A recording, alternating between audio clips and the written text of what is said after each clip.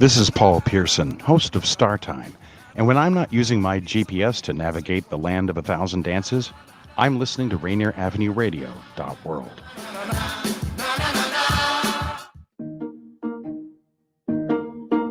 You probably have questions about COVID vaccines. Here are some answers about how they're being made. How are COVID vaccines being produced faster? Usually, vaccine testing and production are separate steps. But because of the pandemic, vaccines are being developed on parallel tracks. So both steps are happening just at the same time. How are the vaccines being tested? Right now, several different COVID vaccines are in testing. Each go through multiple clinical trials with up to thousands of volunteers. How do vaccines get approved? Not all COVID vaccine versions will make it to the final stages of testing and approval. Produced vaccines that do not pass clinical trials will be destroyed. But for those that do pass, a team of medical experts will examine test results and possible side effects. If the vaccine is effective and safe, it gets approved and gets to you. Go to covidvaccinewa.org to learn more. A message from the state of Washington. The beat of the Fox with nastiness is back on K-Fox Night Beat. Yo, what's the deal? It's the legendary Hall of Fame DJ Mixmaster Ice from UTFO. What's up? Who do you thought this is? This is Sir Mix-a-Lot. And this is Terry Lewis. And I'm Grand Mixer GMS. What's up, y'all? This is DJ Third Degree. This is JJ Hudson from the High Children family. Sunday nights from 9 p.m. to 11 p.m. Pacific Standard Time. It's K-Fox Night Beat with DJ Nastiness. Bringing back the memories. Bringing back the memories. Bringing Seattle's hottest music. Bringing Seattle's hottest music. Rainier Avenue Radio .world. That's my noise. Peace. This is Mondo Bancaro for Mondo's World. We will be discussing some interesting subjects. Sometimes I might even have some guests. So please listen to my show on Rainier Avenue Radio. Atlantic Street Center has been serving the children, youth, and families of the Seattle King County area since 1910. We partner with families and communities to raise healthy, successful children and youth through services including counseling, early learning, youth development, domestic violence, and education support for school-aged children. Committed to serving the African American community, Atlantic Street Center provides services and support for all marginalized people. Learn more at AtlanticStreetCenter.org. You know you can't get enough of Rainier Avenue Radio .world.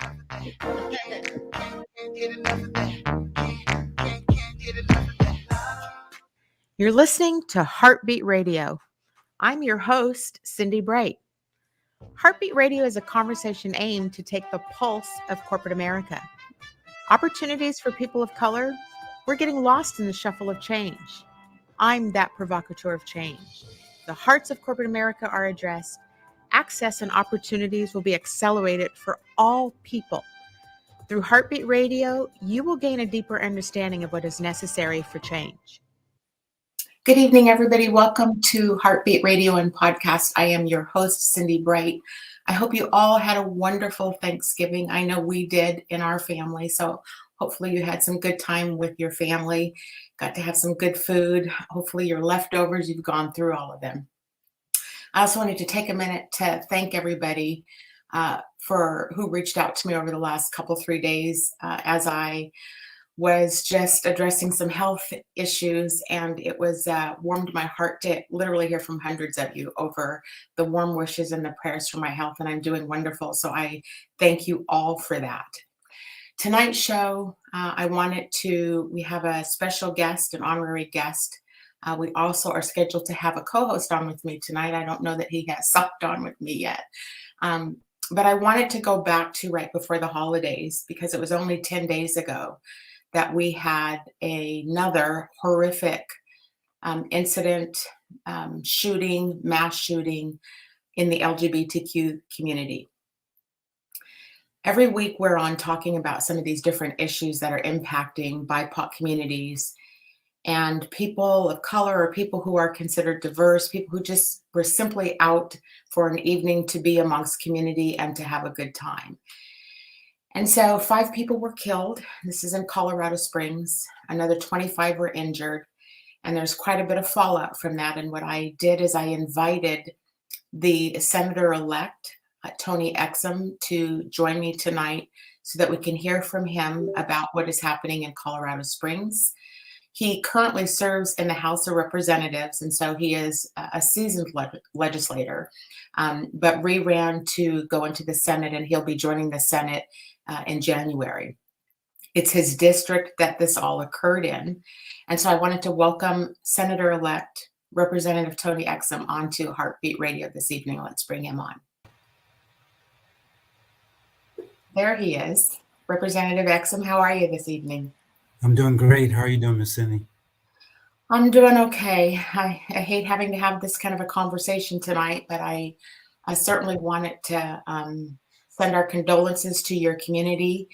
Our heart goes out to all of the families impacted by all of this. And I wanted to be able to talk with you about what's happening. It looks like my co-host has signed on, so let me pause for just a second and introduce him in with us this evening as well. His name is, he's no stranger to the Seattle community. He is Deaunte Damper. He is a community activist here. He is the chair of the LGBTQ for the King County NAACP. He is also the host of We Live in Color that airs right after this show on Converge Media. So let's welcome Deaunte in to this conversation as well. He's done a lot. Well, maybe he's still tied up. Let's continue on with Senator Exum. I apologize for that. Senator, let's hear from you what's going on in Colorado Springs. What is the mood 10 days after the shootings? How are people doing? How are you doing? Let's hear what's going on there. Well, thanks for inviting me on to your program. I think it can be best described by a continued shock of events that continue to happen, not only across our country, but it has become, when incidents happen on a frequent basis like this, I think the people become numb to what's happening, and it's just sad that these things continue to happen. And then there's always that conversation. It seems to be consistent after a mass shooting is, could something have been done to prevent it? And that's always the questions that are being asked is why is this happen? I know I was out of town when it happened, and of course my phone started blowing up, and so I was getting bits and pieces of information on what was going on, and reporters were calling me right away, and I said, I don't really have a comment right now because I'm trying to get information about what's happening. And I think the worst thing that you can do after an incident like this, in a position that I'm in, is to get on in front of a camera and start talking when you really don't have all the facts. So I think, like most communities, Colorado Springs has a spirit of resolve, and there's been a lot of outpouring for the families and the business that was involved in this horrific shooting. And now we're as legislators, we're trying to think about what laws are in place, and what can we do further to help prevent this from happening in the future. Has Colorado Springs experienced anything like this before? Mass shootings? Not in Colorado Springs, but we had a mass shooting just north of us in Boulder not too long ago in a King Soopers, and so we're aware of things that are happening, but when it happened here, that it always brings back mass shootings that happen not only around the country but happen close by. And of course, the people are familiar with what happened in Boulder. People are familiar with what happened in the Aurora theater shooting. Actually 10 years ago, several years ago. The Florida, was it in Florida too? Yes. Yes. Mm-hmm. And then Cindi, the thing that a lot of people don't realize, and Senator-elect Sullivan, former representative, I'll be serving with him in the Senate here in the coming months. He mentioned in a meeting that we had the other day that there was like 7 shootings since the shooting happened at Club Q, and that's what happens, that there's focus on a big event, and then other things happen, and those are kind of put to the side because it's hard to comprehend, and it's hard for people to process, very emotional events like that in a quick manner. What is the conversation being had in the legislature about shootings across the country? What do you guys talk about? It's let me turn this off. I can see that in the background. Sorry about that. First of all, the conversation about what can we do to help the families. There was a lot of resources that come together to help in those that are in crisis mode, that need mental health counseling, or just need some time to reflect. And then a lot of other resources came into play because some people, they have families, they still have to go to work. They still have children that need daycare. So there was a lot of resources that came together at one place on the campus of UCCS here. But the conversation among legislators were, could this have been prevented? And now the conversations around what can we do legislatively to help protect not only the LGBT community from gun violence, but our community at large. And what's the answer to some of those, or what solutions are being discussed around what further action can be taken? And let me, say here in Washington State, I know, we've had some of our senators on. We have a couple of them who have been working on, trying to pass laws for gun control. And, I'm just, you know me, you actually know me. So, I have we've been talking about that kind of stuff for a hot minute now, right? So here we are where the increase, the rhetoric and hatred, it's like visceral, it's out there, it's increasing, it's back, Twitter's back open, we are the community at large is under attack, but all community, BIPOC community, LGBTQ community, under attack. And so elected representatives, we are putting people in seats of power to help solve these problems for us. And it doesn't feel as if they're getting solved. And so what's next? What do we do besides talk about potential solutions? How do we get solutions in place? What are some of the thoughts? Are we thinking broader than gun control? I'm just probing at that. What are your thoughts about that?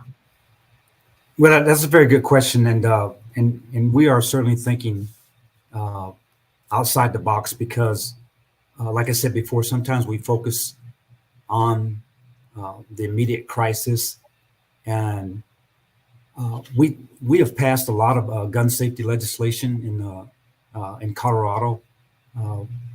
Actually, since I've been in the legislature, I started in 2013, and we've passed several pieces. We started with several pieces of legislation in 2013, and we've added on to that. And I think now we're talking about the legislation that we've passed. How is that being implemented, and is that being enforced? Because, you know, we can write bills all day long, and they can become law if they're signed by the governor. But if they're not implemented, if they're not enforced, then it's nothing more than a law that's written on a piece of paper.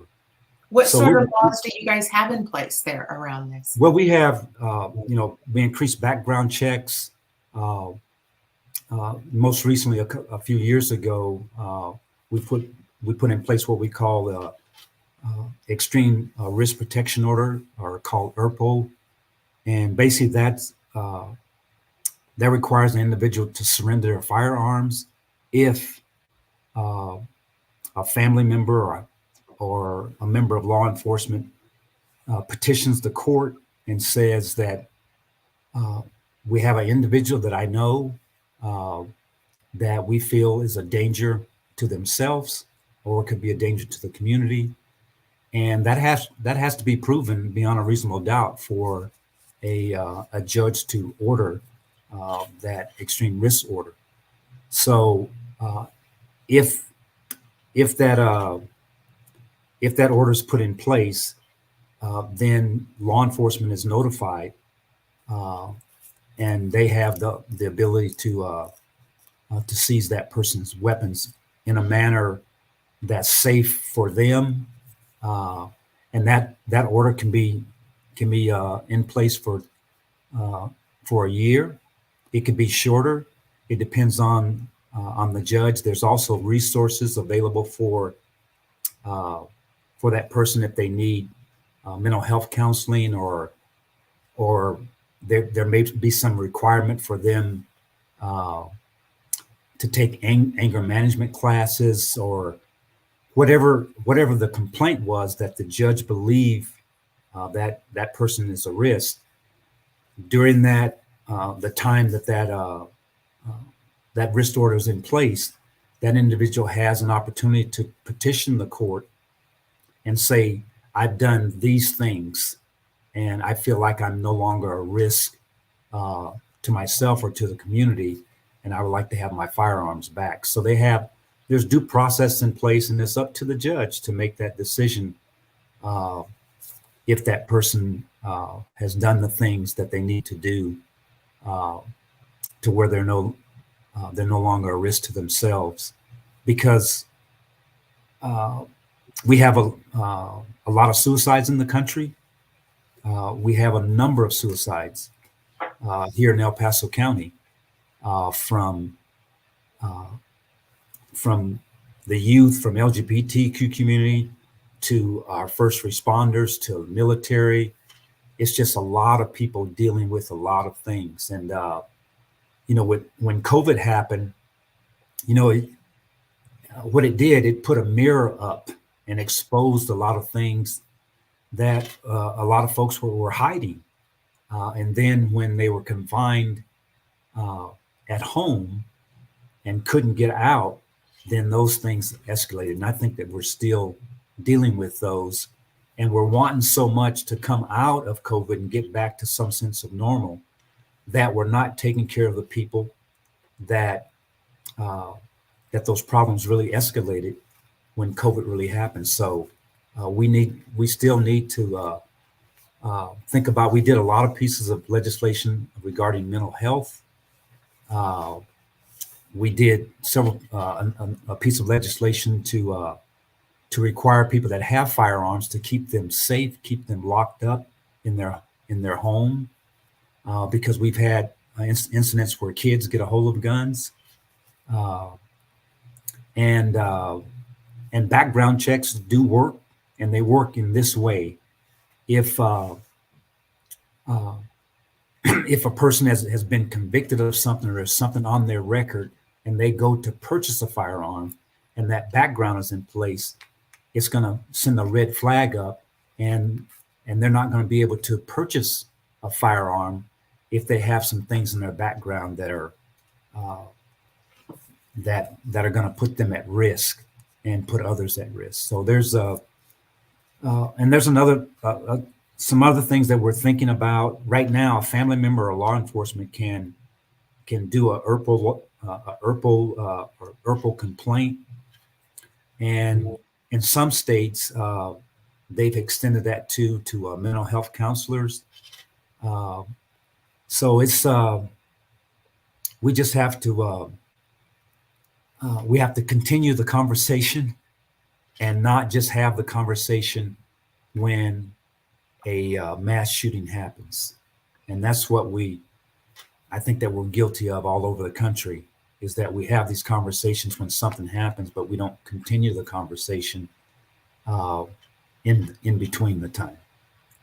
I had a couple thoughts about some things today that I was processing. I'm going to share those thoughts, and then I'm going to welcome in Deaunte into the conversation, because he, in his role as a chair of LGBTQ, I think it will be, I want to hear his thoughts on it. Let me tell you a couple thoughts I had today. First off, there was an execution done. I can't remember which state, a capital punishment execution today that I was reading about, that occurred from somebody who actually did commit murder. And I don't remember all the details of it. I was reading that, and I saw how, in this particular state, they're dealing with the person who committed murders. In that particular case, that was a Black man. In the Colorado Springs shootings, this was a white man, and these domestic terrorists are everywhere, and the accountability for them to be held accountable for their actions, it is so difficult to have accountability for these folks. Also, I read about him today that his mother, something about the shooter's mother, was having a meltdown, or, she's not the first mom of a white male who has participated in some shape or fashion in the murders of other people. And this was flat out murder. And so what was going on inside of me today is, we have these laws across the country where we lock Black men up for smoking a joint. So why can't we have laws for something, what I'm just calling one and done, right? They go out and do this kind of stuff. Let's deal with them like they don't get second chances. Let's get them locked up and held accountable, and their mamas too, who are contributing to these shootings across the country. And so I'm just wondering if the gun laws are not working, then how can we start dealing with the accountability piece in a much more aggressive fashion than what we've done historically? So those were just thoughts I had. Let me welcome in Deaunte Damper into this conversation, because I'd love to hear. Good evening, Mr. Damper. Good evening. I'm sorry about the technical difficulties earlier. Great to meet you. Okay. Meet Representative and Senator-elect Tony Exum here. This is Deaunte, who serves on our NAACP King County LGBTQ chair. He also hosts a show right after this one called We Live in Color. So Deaunte, did you catch some of the conversation what I was having with? Yes, I caught a lot of it, and I mean you're right on the money. And I think the representative made a great point when we were talking about policy and accountability. But I think it goes so much beyond like the performative things, right? We see them share, oh yes, these people gunned down, or yes, we're going to help you celebrate Pride. But all in all, we have to be more intentional of knowing what's impacting our community members that identify as LGBTQIA, right? When we look at and the policy changes are not just towards the hate, it's also towards what has been impacting them from jump. When we look at our homeless youth, 70% of them are Black LGBTQIA. When we look at even out there in your city, Colorado, right? They went in 2016, y'all had I believe it was 16 hate crime spaces towards LGBTQIA. Now in 2021, I think it jumped up to 94. So it's like, I think that we know that also what's going on out there in the policies in our communities nationally, people are being a lot more vocal about their hate. And that is the scary thing. I know that in Seattle, in the state, we did try to make sure we brought more education towards community members. Referendum 90, which was going to bring LGBTQIA education into the schools. And there was a lot of pushback in our community. And I am talking about the Black community. They felt as though it's the gay agenda. But there was a lot in there that talks about our safety and LGBTQIA affirming lessons. So then we once people learn who we are, the hate subsides. That's not something that happens in our community once people actually get an opportunity to know who we are. And it's not LGBTQ whatever. It's LGBTQIA plus. And there's a diaspora of here that needs the safety. Yeah, I appreciate that. No, I'm long-winded. Sorry.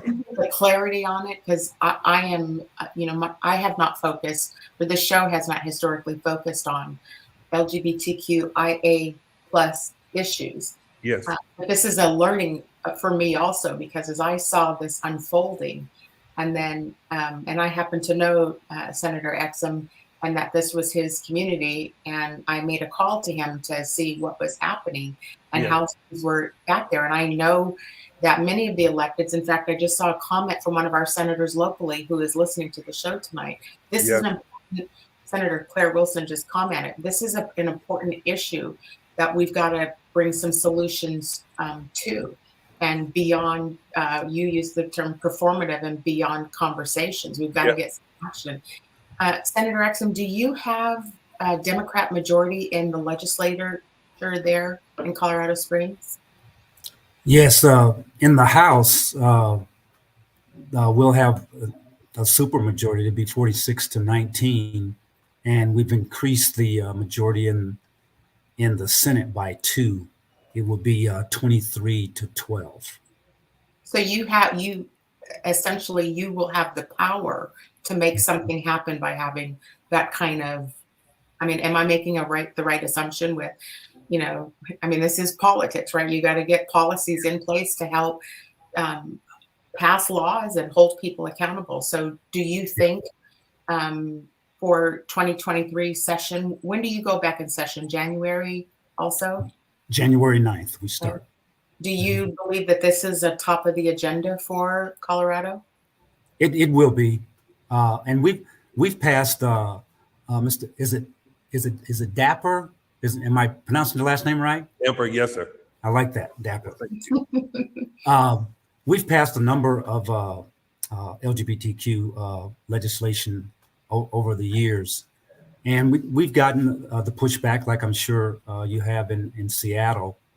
And I do agree that if we're going to solve these issues or help solve them or address them, we have to educate the community that everybody in the community has a right to be free to make their own choices, to be free to have the education that they want, to be free to open up businesses that they want, and to be free to be who they are. And we do have laws in place that when somebody asked me the question before law enforcement decided to treat this as a hate crime, and I told them, I said, well, it's not very difficult for me when you have the situation, a white male that's armed that goes into a gay club and starts shooting. I said, you don't have to be a genius to figure out that was intentional. Mm-hmm. Absolutely. And the person's going to be held accountable. And I'm sure you've read the story. It could have been a lot worse if it hadn't been for the actions of some very alert people and very courageous people that were in the club, because this person came loaded for bear, had a number of magazines, and getting back to Mr. Damper's question about the education, I think it's important, but we have to be careful and still have to be strategic about making policy that comes up, because it's heightened right now. but we still have to be strategic about the policies that we make, that they're not done with the wrong spirit, that they're done with the spirit of helping everybody in our community, including the LGBTQ community, to make sure they feel safe in their workplace, to make sure they feel safe when they go out, make sure they feel safe in the schools that they attend. Yeah.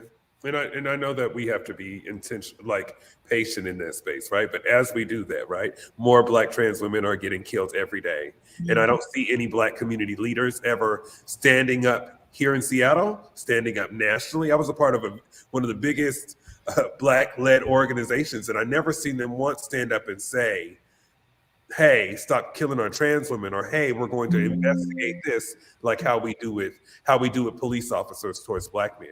So I think it's like the call to action is it's more so of the now, and it's really time to kind of just start bringing people into what that the need is. It's an urgency, and yes, there are gun violence has been happening often in queer communities, in clubs. But above all else, it's been happening in our very own neighborhoods, Black and brown folks. and we have to be able to be in a space to hold people accountable for that too. And policy change, especially towards all of our queer community members, is just really important.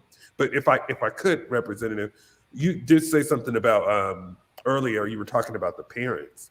And one thing that stuck out to me, and I cried when I watched the father of the shooter speak, because it was so much hate in it.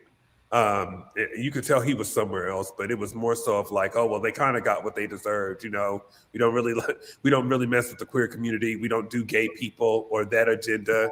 And it's so hurtful because as he's saying those things, we know that there are some people that are out there creating policies that feel the exact same way.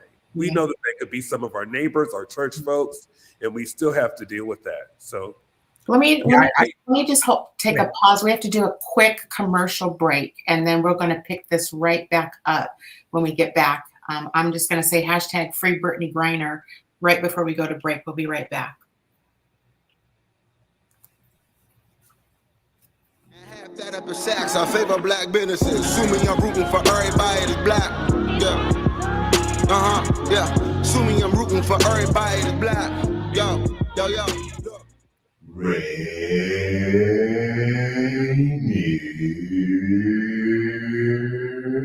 Avenue Radio.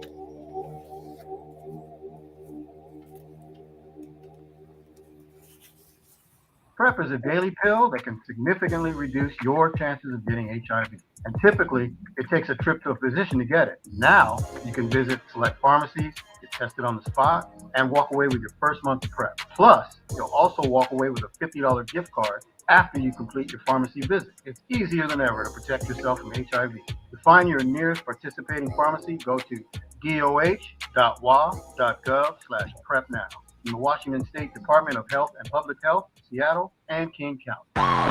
What's going on, world? It's your boy OG Mambo. And your guy D Money. Join us along with Pint Size Patron and ID Yourself here on Fresh Juice at Rainier Avenue Radio. Every Wednesday hump day from 9 to 11 Pacific. Get exclusive interviews from your favorite artists, all the hottest music, and updates on what we got going on in the world. That's every Wednesday, 9 to 11 p.m. on Seattle's Rainier Avenue Radio.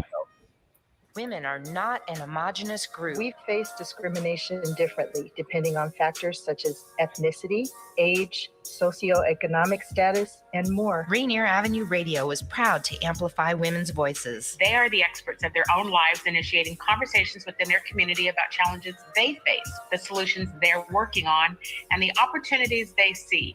Please join us this Sunday from 2 to 5 for Women's Voices on Air. We know our challenges. We are the experts of our lives. We are master multitaskers, prioritizing our family, friends, and our faith above our own needs. Our needs and voices are too often overlooked. Please join us this Sunday from 2 to 5 p.m. for Women's Voices on Air. We tell our stories in our own way.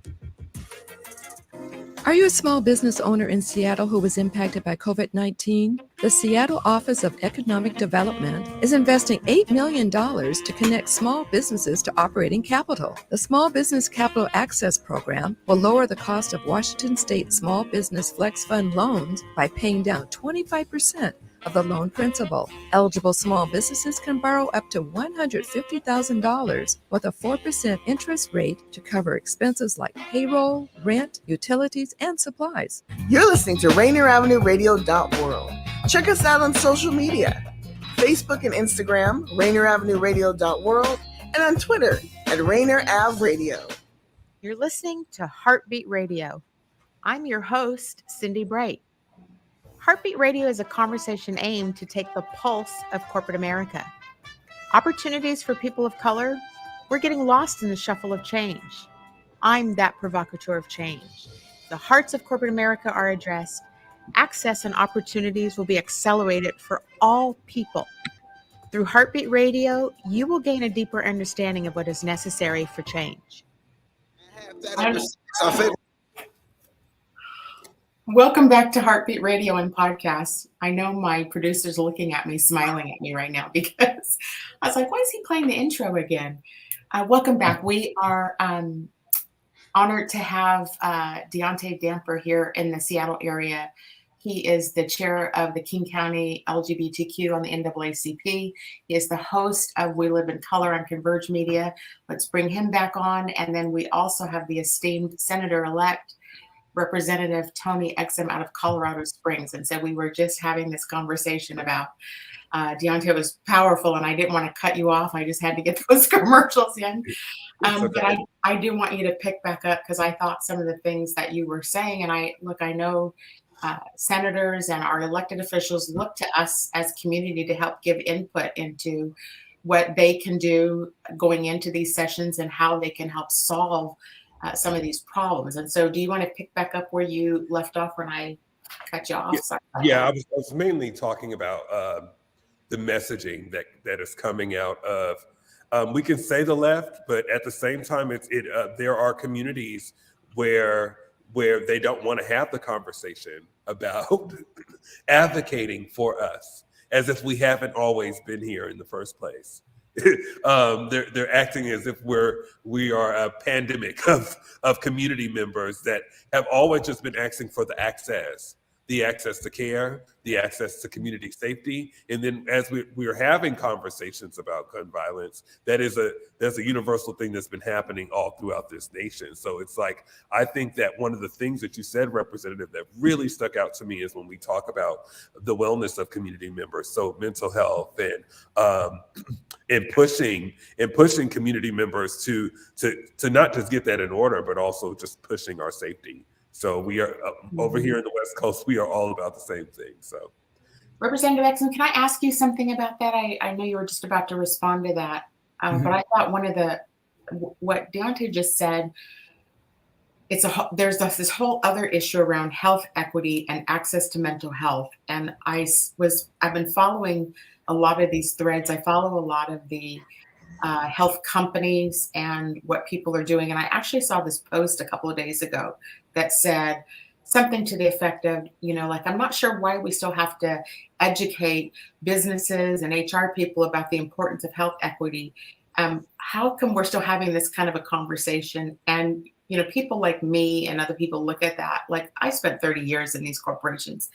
We've been having these conversations for decades, right? How do we move past? We have mental health. We've got corporate America who has basically not changed any policies, hasn't increased from what I have discerned. I could be wrong. Somebody could check me and I stand corrected. But we haven't accommodated the increased violence against communities. We aren't helping to solve real problems for people. And so how do we deal with the mental health aspect when business doesn't support or do anything to help create access to more mental health for BIPOC people? BIPOC folks are expected to wake up, see the shooting of the day, have a cup of coffee, go to work and perform from 9 to 5 and go home and call it good. That is not sustainable anymore in this increased rhetoric. what thoughts do you have about the whole issue of mental health, restoring, getting more access, more benefits for people? Yeah, it's a good question, and I think a couple of things that we're doing and that we need to continue to do is that the mental health issue, we always thought about it being in a certain segment of our society, and now we're realizing that mental health is not only in the home, it's in the schools, it's in the workplace, it's in corporate America, and we need to make sure that people have access to that. I know Miss Cindy knows, and Miss Dapper, I'm a retired firefighter for Colorado Springs, and it was so difficult when I was coming up because I was taught to kind of push that stuff aside. When you go out on a very emotional incident, that you maintain who you are, and after a while, in years, and I know I dealt with some mental health things while I was on the job, and now we've done a better job in the latter years because people kept pushing the conversations that, hey, you can't put up this shield that you're a firefighter and you can shield yourself from an emotional event when you're out there going on, because those are stressors that happen every time you go out on alarm. Those are stressors that stress on your heart and on your mental capacity.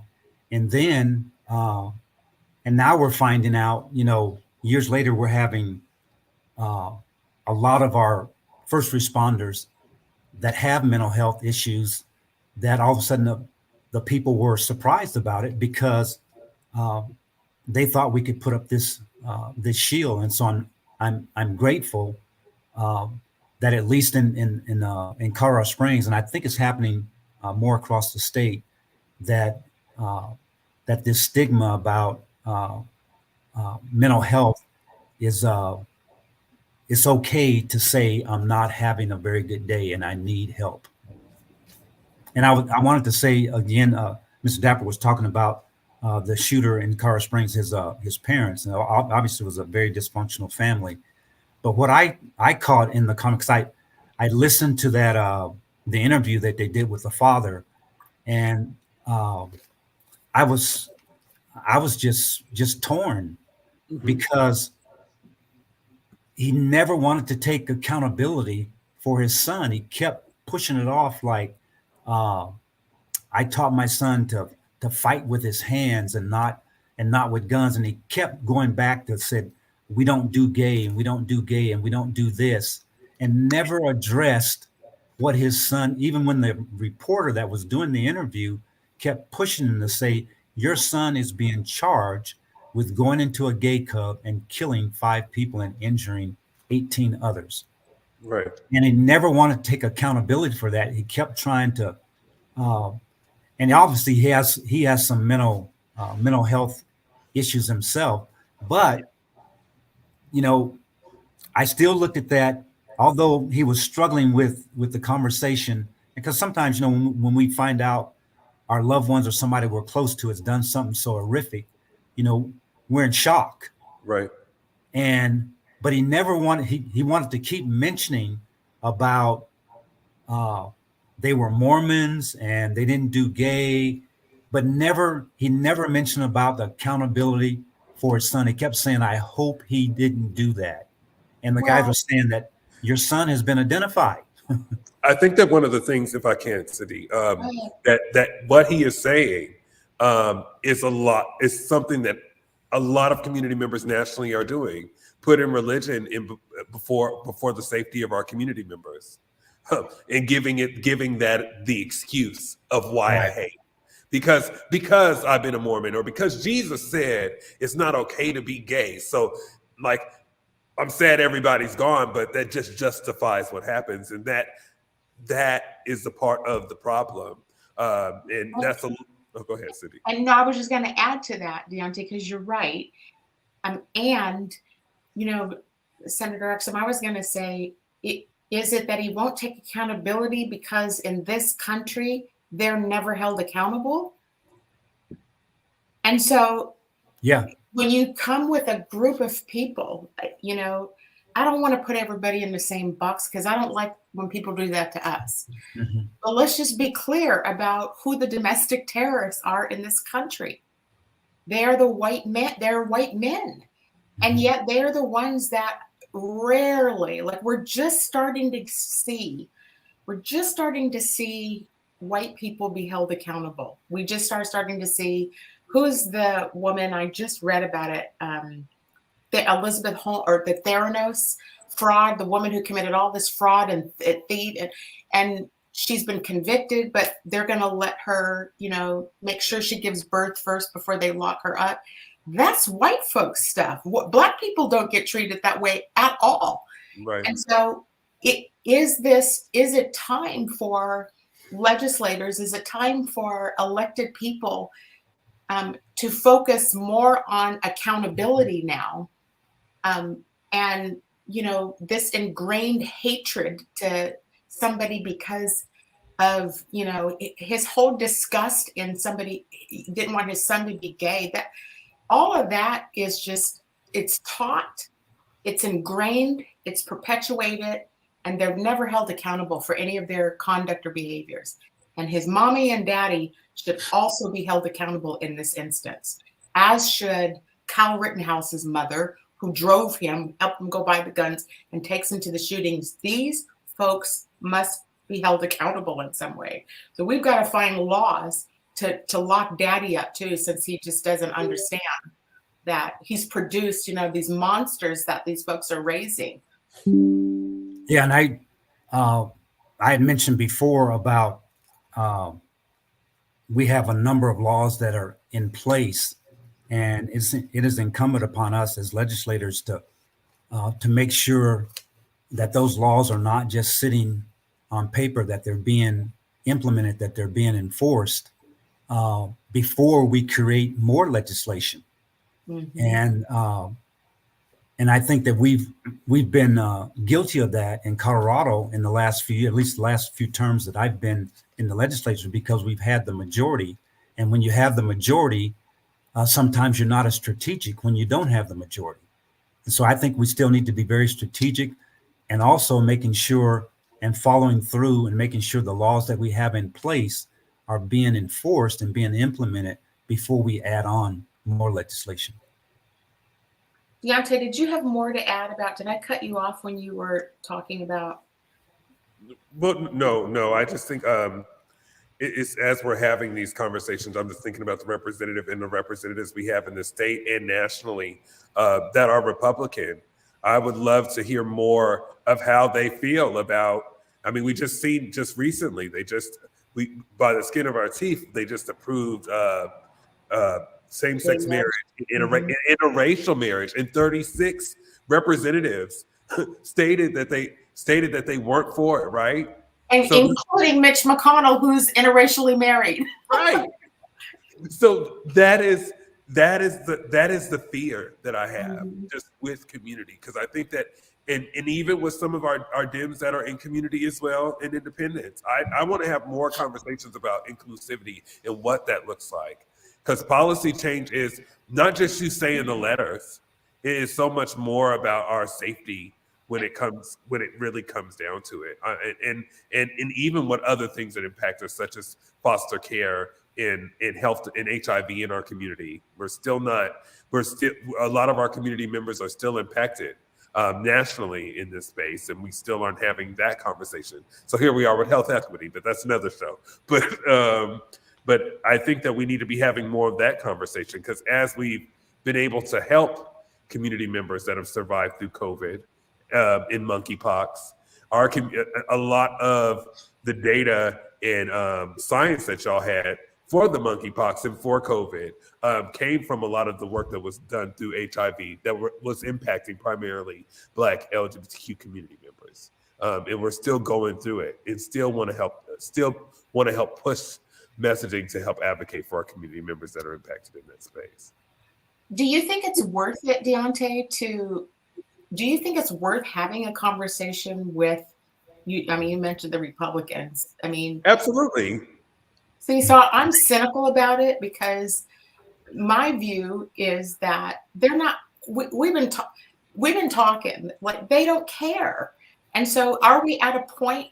Are we at a point right now where this was kind of my Joy and I talk about some of this on air sometimes where when we have the majority, when the Democrats have the majority, why don't we just steamroll over these folks and get things done instead of trying to bring people along? When you look at, maybe I can give a pass to the old Republican Party, but I certainly can't to the current one.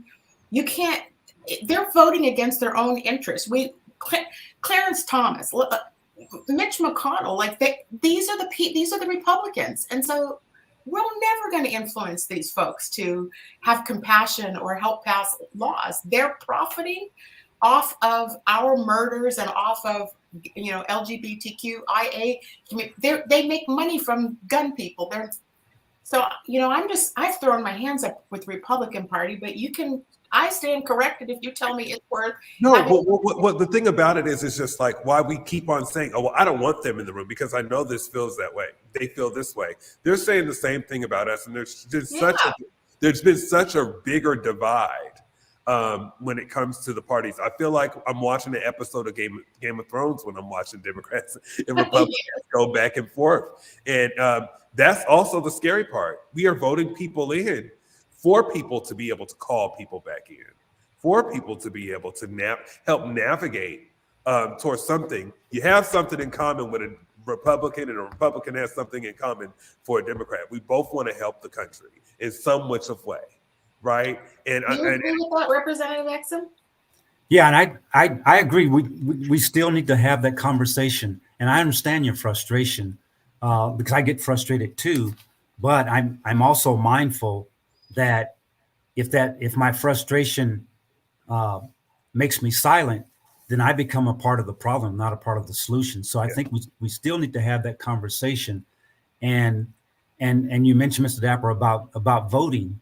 I knocked on over about 9,000 doors in this last legislative session, and a number of people that I talked to about voting that stated that they weren't going to vote were young Black people.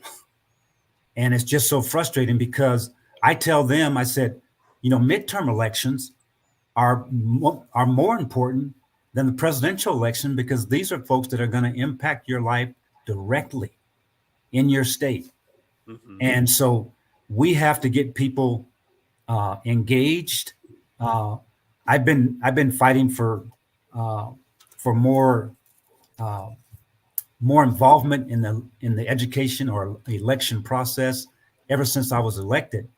Not only in the community, but among family members, among friends that have this attitude that my vote does not matter. And I told them, I said, if your vote didn't matter, why are so many people trying to take that vote away from you? Mm-hmm. So we have to continue the conversation. We have to keep fighting and even keep fighting through our frustration. Absolutely. Mm-hmm. Okay, I had these thoughts. I'm like, let me filter how I say that.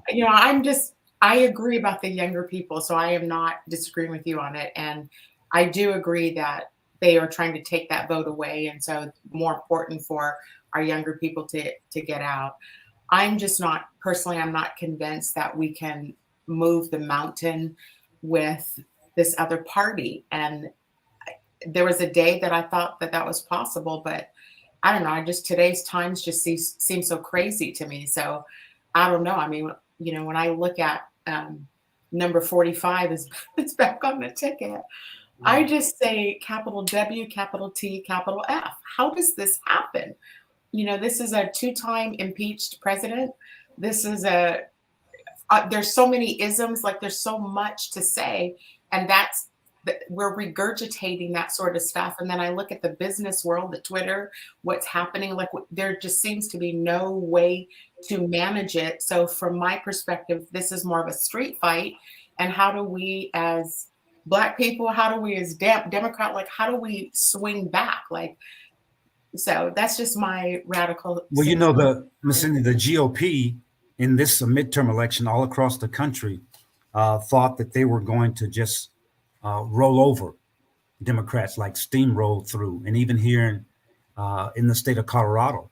And that didn't happen. And it didn't happen for a couple of reasons, in my estimation, is that young people finally got the message that their vote does matter. And all across the country, especially in Colorado, a lot more young people between the ages of 18 and 25 and 18 and 30 voted. And that's why Republicans didn't have this steamroll effect that they thought they were going to have across the country. They had some, because they were after I didn't think that, I thought we were going to lose seats in the House, and we actually gained seats in the House.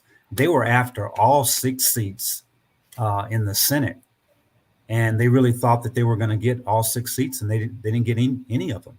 It's because their strategy doesn't change.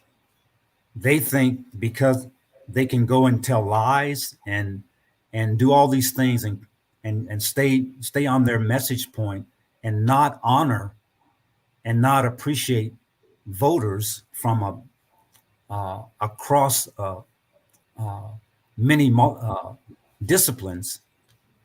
And I think that caught them by surprise, because they thought they could do the same tactics and the same strategy, and it didn't work. Yeah. Deaunte, I'm mindful that you have to sign on to your show. So if you need to exit, I actually have a little bit more time. Okay, good. I just wanted to make sure I honored that.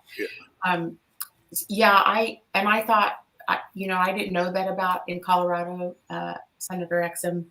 I didn't know, I haven't looked at the national numbers on the 18 to 25 vote. So if that is in fact happening, that is a good sign. We also saw another good sign today with the first Black Hakeem Jeffries being elected into the minority seat. That's a big deal. It's a big deal. Yeah. And the fact that we as Black people are starting to gain more power, which is what we need to do in order to create this change and create the momentum that we need to have to change lives for all people. And I continue to say that on the show. My advocacy for Black does not mean anti-white. This is about making sure that the most marginalized communities have the needs, the policies, the things that we need to have in place to lift these communities so that everyone can prosper in this country. Absolutely. So yeah, I do see we are getting on the right track.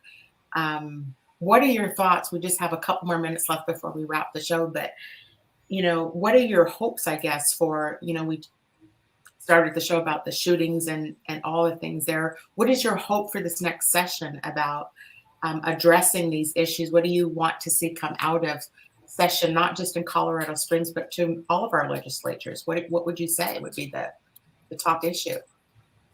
Well, my hope is that we don't lose focus on the underlying things that are happening when a mass shooting happens, the underlying things that are happening with mental health, the underlying things that are happening with all the rhetoric, all the hate rhetoric that is going on, the underlying things that are happening when people don't have a place to take their kids, affordable housing,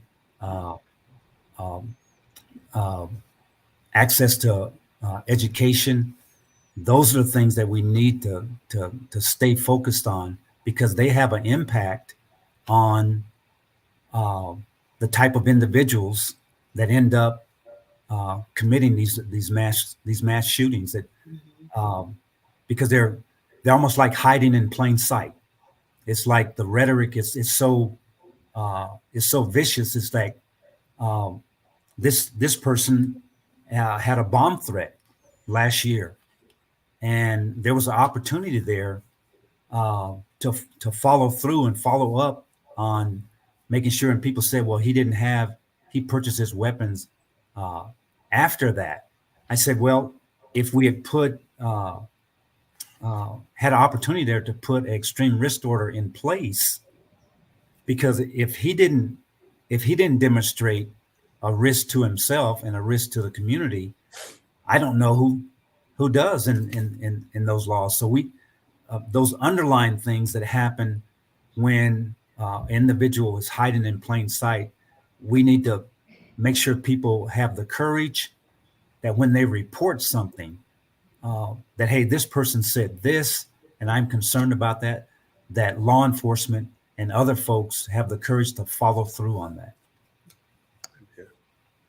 Look, we're at the hour, and I just wanted to take a minute to thank both of you, Senator Exum. I know, look, this is the second time you've been on the show, so I'm grateful that you come on and talk to our communities. We're rooting you on in session this year. I know it's an hour ahead, so thank you for still looking dapper, Senator, at 9 o'clock at night. Thank you for being with us. And Deaunte, thank you for this. I can't believe this is the first time you and I have actually done a show together. But I thank you for doing that, for coming on and having this conversation, and I'll be in touch with you soon. To our audience who joined us this evening, thank you for joining us for this important conversation. We're going to continue to focus on these issues. We look forward to seeing you next week, so have a good evening, everyone. Have that up in Saks. I favor black businesses. Assuming I'm rooting for everybody that's black. Yeah. Yeah. Assuming I'm rooting for everybody that's black. Yo.